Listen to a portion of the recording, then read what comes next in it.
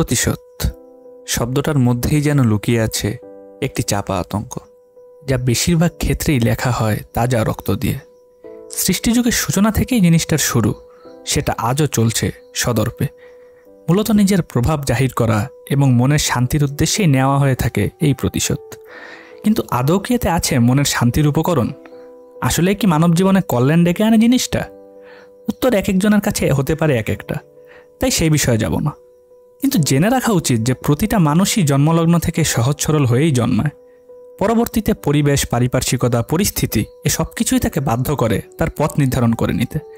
কেউই হিংস্রতা নিয়ে পৃথিবীতে আসে না, তবে তাকে হিংস্র হতে বাধ্য করে তার জীবনে ঘটে যাওয়া কিছু ঘটনা, যার জন্য এক সময়ের অতি সাধারণ মানুষটাও হিংস্রতার সর্বোচ্চ সীমায় যেতে বিন্দুমাত্র দ্বিধা করে না। এমনই এক হিংস্রতার গল্প নিয়ে নির্মিত 2010 সালে মুক্তি পাওয়া কোরিয়ান থ্রিলার নো মার্সি, যা সাক্ষী মানুষের হিংস্রতার সর্বোচ্চ এক পর্যায়ের। ভোরের আলো তখন কেবল ফুটছে, প্রকৃতি তার সমগ্র সৌন্দর্য নিয়ে ধীরে ধীরে জেগে উঠছে। নদীর মৃদু ঢেউ, পাখির কলতানে এক স্নিগ্ধ সুন্দর পরিবেশ। এর মাঝেই হঠাৎ শোনা যায় গানফায়ারের বিকট এক শব্দ। না, এই গানফায়ার কাউকে মেরে ফেলার উদ্দেশ্যে না, মূলত লেকের এপারে সকালবেলা দারুণ কিছু ওয়াইল্ড লাইফ ফটোশ্যুট নিতে আসা এক যুগলের ফায়ার। তারাই একটা সুন্দর শট নিতে এই শব্দটা করে, যাতে করে ফটোগ্রাফার পাখির ওরাউরির একটা সুন্দর ভিউ নিতে পারে। তবে মন মতো না হয় গানম্যানের সাথে হালকা মনোমালিন্য হয় ফটোগ্রাফারের। তারপর দুজন যখন ফিরে যাচ্ছিল, তখনই কিছু একটার সাথে হোঁচট খেয়ে পড়ে যায় গানম্যান, এবং কিছু একটা দেখে ভয়ে চিৎকার করে ওঠে সে, যা দেখে ফটোগ্রাফারও ঘাবড়ে গিয়ে একেবারে চোখ কপালে তুলে ফেলে। এভাবেই তৈরি হয় গল্পের প্রথম প্ল্যাটফর্ম, যেখানে দর্শকরা বুঝতে পারে যে ফটোগ্রাফি করতে গিয়ে তারা আসলে আবিষ্কার করেছে এক অল্প বয়সী মেয়ের অর্ধগলিত লাশ। তারপর সেই নদীর পাড় থেকে স্ক্রিন শিফট হয় এক মেডিকেল কলেজের ক্লাসে, যেখানে একজন প্রফেসর তার স্টুডেন্টদের ক্লাস নিচ্ছিল, যার সাবজেক্ট ছিল অনেকটা সেন্সিটিভ। কেসের আসামিকে কীভাবে ভিকটিমের বডি পোস্টমর্টেমের দ্বারা শনাক্ত করা যায় সেই বিষয়ে আলোচনা করছিল প্রফেসর। আর হ্যাঁ, এই প্রফেসর কোনো সাধারণ কেউ না, বরং কোরিয়ার সেরা সার্জনদের একজন। আর আমাদের এই গল্পের মূল চরিত্রও সে। তার নাম ডক্টর কাং মিনহো। যাই হোক, এই মেডিকেল কলেজে সেটাই ছিল প্রফেসরের শেষ ক্লাস, কারণ বিদেশ থেকে পড়াশোনা শেষে দীর্ঘ 13 বছর পর দেশে ফিরছে তার একমাত্র কন্যা কাং হায়ুন। তাই প্রফেসরের দায়িত্ব থেকে অব্যাহতি নিয়ে কেবল সার্জনের জব আর মেয়েকে সময় দিয়েই রিটায়ারমেন্ট লাইফ শেষ করার পরিকল্পনা তার। তবে যেহেতু এই গল্পের কেন্দ্রীয় চরিত্র সে, তাই তার গল্প তো এত সহজে আগাবে না। দেশসেরা সার্জন হওয়ার কারণে তার হাতে এসে পড়ল সেই নদীর কিনারে পাওয়া লাশটার পোস্টমর্টেমের দায়িত্ব, যা গল্পের প্রধান চরিত্র ও গল্প আঁকানোর মেইন অবজেক্টকে একটা সার্কেলের মতো মিলিয়ে দিল। তারপর লাশকে ল্যাবরেটরিতে নিয়ে আসা হলো। ডিটেকটিভদের থেকে লাশের ব্যাপারে প্রাথমিক একটা ধারণা নিল প্রফেসর। জানতে পারলো যে লাশ হওয়া সেই মেয়েটার নাম ইউনহা, যে একটা বারে কাজ করত আর বেশ কয়েকদিন ধরেই নিখোঁজ ছিল। তবে আশ্চর্যের বিষয় হলো, তদন্তের মাধ্যমে মেয়েটার শরীরের বাকি অংশ পাওয়া গেল, তার বাঁ হাতটা তখনও নিখোঁজ।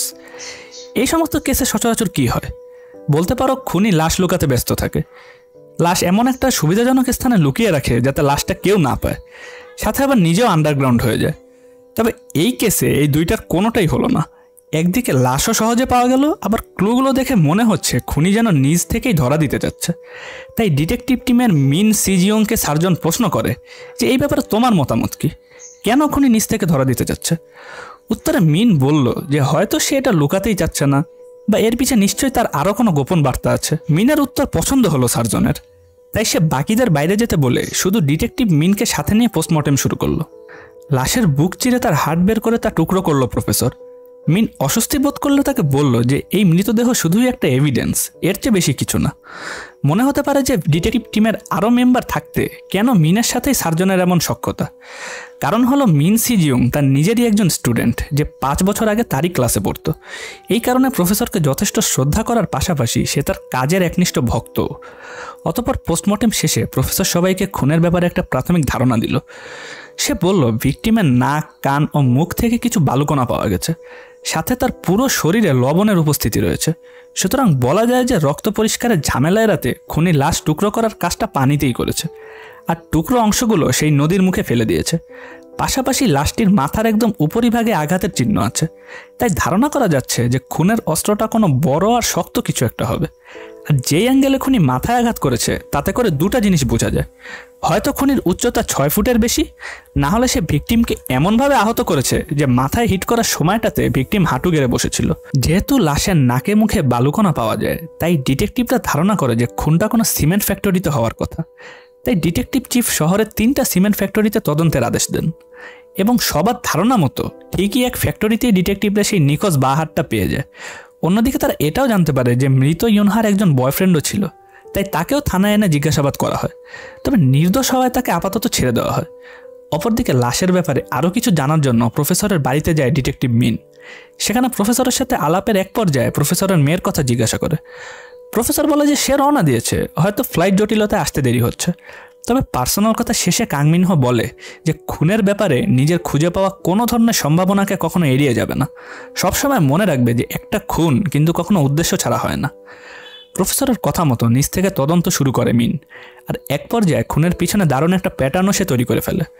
মিন বলে যে সেদিন সিমেন্ট ফ্যাক্টরিতে তদন্তের সময় তারা সেখানে এক পরিবেশ বান্ধব গ্রুপকেও দেখেছিল, যারা এই সিমেন্ট ফ্যাক্টরির কারণে সৃষ্ট পলিউশন আর সেই নদীর মুখে দেওয়া বাঁধের বিরোধিতা করছিল।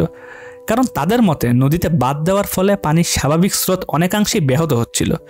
পরিবেশ বান্ধব সেই গ্রুপের লিডার হলো লি সিউংহো, যে এই সমস্ত ইস্যু নিয়ে একটা বইও বের করেছে, যাতে সে এই সমস্ত বিষয়ে পারমিশন দেওয়ার জন্য সরকারের বিরোধিতা করে এটাও লিখেছে যে সরকার এই নদীতে নানান প্রজেক্ট দিয়ে একে 6 ভাগে ভাগ করেছে। হে নদী, এই মানুষদের তাদের বোকামির জন্য ক্ষমা করো, দেখো একসময় আমি এদের শাস্তি দিব। মিনের এমন ক্রিয়েটিভ থিওরি পছন্দ হয় চিফ ডিটেকটিভের, কারণ সেই লাশের নানান অংশও এমন আলাদা আলাদা 3টা স্থান থেকেই পাওয়া যায়, যেসব স্থানগুলো নিয়ে সেই পরিবেশ বান্ধব গ্রুপের অসন্তোষ ছিল। হতে পারে সরকারকে একটা বার্তা দেওয়ার জন্যই কোনো সাইকো পরিবেশবাদী এই কাণ্ড ঘটিয়েছে। তাই সেই বইয়ের লেখক লি সিউংহোকেই পুলিশ অ্যারেস্ট করে, আর তেমন এক্সট্রিম ইনভেস্টিগেশন ছাড়াই অনেকটা ইনস্ট্যান্টলি সে স্বীকার করে নেয় যে হ্যাঁ আমিই খুনি। এদিকে যখন পুলিশ খুনিকে ধরল, ঠিক সেই সময় মেয়েকে রিসিভ করতে এয়ারপোর্টে ছিল প্রফেসর কাং। কিন্তু তখন হুডি পরা এক নাম না জানা ব্যক্তি তার হাতে একটা খাম দিয়ে যায় আর বলে যে লি সিউংহো তোমাকে এটা দিতে বলেছে।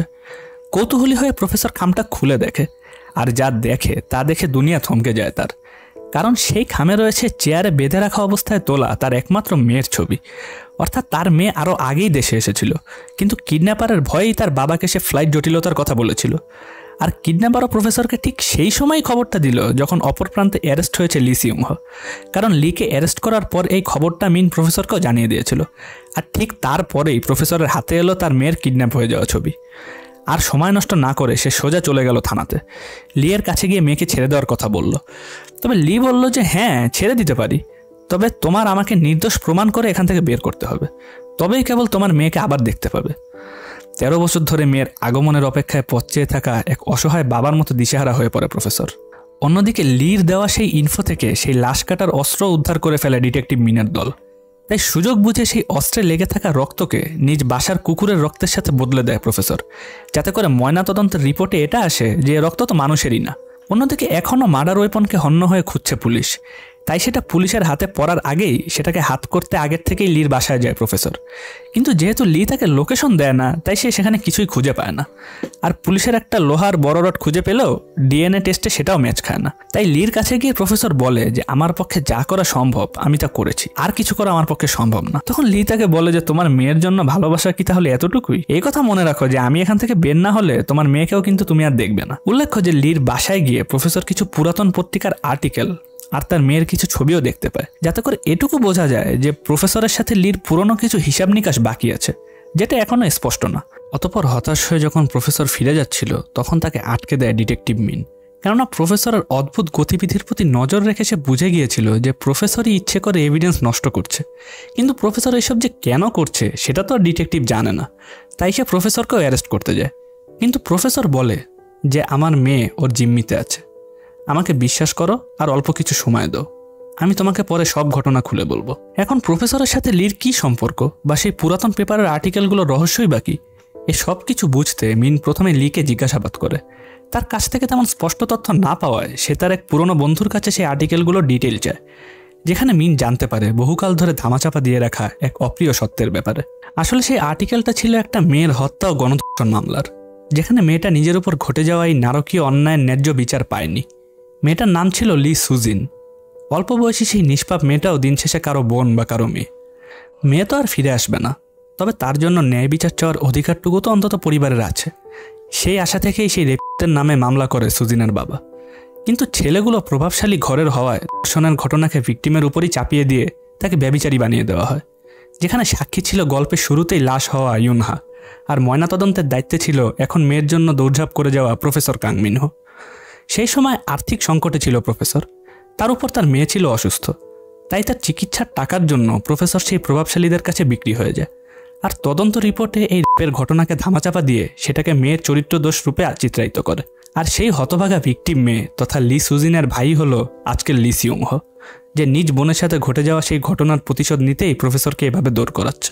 অন্যদিকে নিজের মেয়েকে বাঁচাতে যে কোনো কিছু করতে পারা প্রফেসর এবার এক্সিকিউট করে তার সবচেয়ে বড় প্ল্যান। লিকে আইনত নির্দোষ প্রমাণ করতে সে তার ব্যবহৃত লাঠিকেই মার্ডার ওয়েপন হিসেবে পুলিশকে দিয়ে দিতে বলে, যাতে করে পুলিশ মার্ডার ওয়েপন খোঁজা বন্ধ করে দেয়। সাথে সাথে এই হত্যার আসামি পরিবর্তনের জন্য প্রফেসর তৈরি করে এক ঘৃণ্য প্ল্যান। প্রথমে সে এক প্রস্টিটিউটকে ভাড়া করে, তারপর তাকে ইয়োনহার সাবেক বয়ফ্রেন্ডের ডিএনএ এনে দিতে বলে। সেই ডিএনএর সাহায্যে প্রফেসর ইয়োনহার মৃতদেহর ভ্যাজাইনাতে সেই ডিএনএ লাগিয়ে দেয়, যাতে করে ময়নাতদন্তের রিপোর্টে এটা প্রকাশ পায় যে ইয়োনহা হত্যার পিছনে দায়ী তার সাবেক বয়ফ্রেন্ড। তাই সে অ্যারেস্ট হয়ে যায় আর লি সিউংহো ছুটে যায়। এবার পূর্বের কথা মতো প্রফেসর লিকে তার মেয়েকে ছেড়ে দিতে বলে, তবে তখনই লি বলে কলিজা কাঁপানো কিছু কথা, যা রক্ত হিম করে দেয় অনেক কঠিন হৃদয়ের মানুষদেরও। মেয়েকে ছেড়ে দিতে যখন লির পায়ে পড়ে নিজের ভুল স্বীকার করতে থাকে প্রফেসর, তখন লি বলতে শুরু করে যে তোমার তৈরি করা সেই রিপোর্টের ফলে আজও মানুষ আমার বোনকে ব্যভিচারী বলে, ওর চরিত্র নিয়ে নানা রকম কথা বলে, যা আমার পুরো পরিবারটাকে আস্তে আস্তে শেষ করে দেয়। সেখান থেকেই আমার শরীরে ঘৃণা জন্ম নেয়।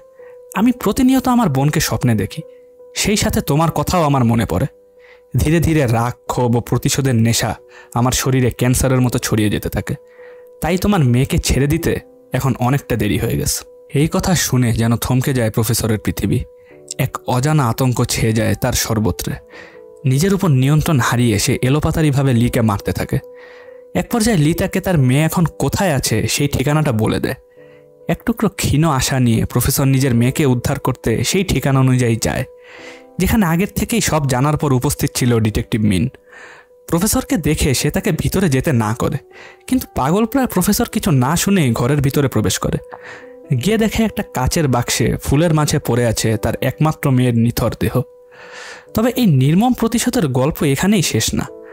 নিজেকে একটু সামলে নিয়ে প্রফেসর যখন তার মেয়ের বডিকে কোলে তুলতে যায়, তখনই প্রফেসর দেখে যে তার মেয়ের শরীরের কিছুই আর সেখানে অবশিষ্ট নাই, যা দেখে কাটা মুরগির মতো ছটফট করতে থাকে প্রফেসর কাং মিনহো। কেননা এতক্ষণে সে বুঝতে পেরে গেছে যে ইয়োনহার সেই লাশের উপর ময়নাতদন্ত হয়েছে, সেখানে কেবল মাথাটাই তার ছিল, বাকি সমস্ত শরীরই ছিল তার একমাত্র মেয়ের, যাকে সে কাটাছেঁড়া করে ছিন্ন বিচ্ছিন্ন করেছে। আর লিকে বাঁচাতে নিজের একমাত্র মেয়ের শরীরেই সে অন্যের ডিএনএও ইনজেক্ট করেছে। সব বুঝতে পারার পর যেন জীবনের কাছে সম্পূর্ণরূপে হেরে যায় প্রফেসর, এবং ঘরের বাইরে এসে দেখে লিও সেখানে দাঁড়িয়ে আছে। প্রফেসরকে দেখা মাত্রই সে বলে ওঠে যে এখন কষ্ট পাচ্ছেন, এত উদাস হচ্ছেন কেন?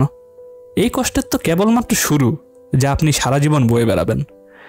এই কথা শোনা মাত্র নিজেকে আর ঠিক রাখতে পারে না প্রফেসর, এবং ডিটেকটিভ মিনের থেকে পিস্তল নিয়ে সে লিকে গুলি করে দেয়, এবং ডিটেকটিভ মিনকে বলে যে ও আসলে এটাই চেয়েছিল। কিন্তু এই কথাও সত্য যে আমি নিজেকেও কোনোদিন ক্ষমা করতে পারবো না। তাই পিস্তল নিজের মাথায় ঠেকিয়ে নিজেকেও শেষ করে দেয় প্রফেসর। হাতের বদলে হাত, পায়ের বদলে পা, আর মাথার বদলে মাথা। প্রতিশোধের জন্য সবচেয়ে প্রাচীন আর ব্রুটাল এই সিস্টেমটাকেই যেন বেছে নিয়েছিল লি।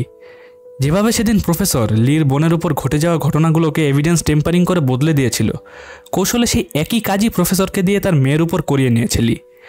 পরের মেয়ে বলে সেদিন সুজিনের বডিতে যেই কাজটা করতে প্রফেসরের হাত কাঁপেনি, এমনকি বিন্দুমাত্র অনুশোচনাও আসেনি, পরবর্তীতে নিজের মেয়ের বডিতে সেই একই কাজ করার রিগ্রেটটাই আর শেষমেশ তাকে বাঁচতে দেয় না। আহা কর্মফল কি নির্মমভাবেই না ফিরে আসে। তুমি কাউকে ইট মারবে আর তার বদলে পাটকেল খাবে না, এটা হতেই পারে না। কারণ মৃত্যু থেকেও কঠিন যদি কিছু থেকে থাকে, সেটা হলো কাউকে ক্ষমা করা। কেননা বুকে জ্বলতে থাকা সেই ক্ষোভের আগুন নেভাতে লেগে যায় আজীবন, যা বেশিরভাগ ক্ষেত্রেই শেষ হয় এমন নির্মম, ভয়াবহ ও নারকীয় প্রতিশোধের গল্প দিয়ে।